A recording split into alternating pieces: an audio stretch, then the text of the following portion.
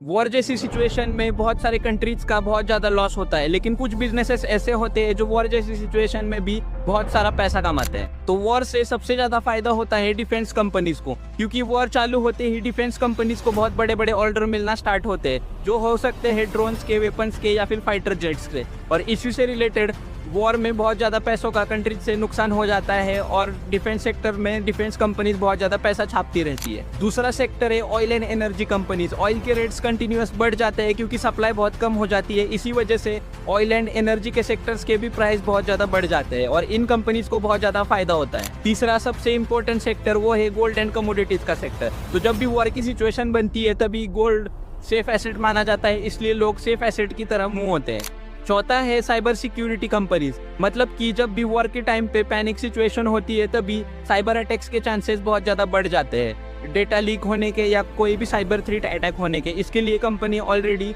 बहुत ज़्यादा खर्चा करती है साइबर सिक्योरिटी के ऊपर। तो रिसेंटली हमने रशिया यूक्रेन वॉर देखा, उसके बाद से डिफेंस स्टॉक्स बहुत ज़्यादा बढ़ गए, ऑयल के प्राइसेस भी उसके बाद बहुत ज़्यादा बढ़ गए और गोल्ड के रेट्स भी बढ़ गए। मतलब कि जब भी मार्केट में बहुत पैनिक सेलिंग हो जाती है या कोई ख़राब सिचुएशन बन जाती है तब भी लोग बहुत पैनिक हो जाते हैं, लेकिन कुछ बिजनेसेस ऐसे होते हैं जो बहुत रॉकेट बन जाते हैं।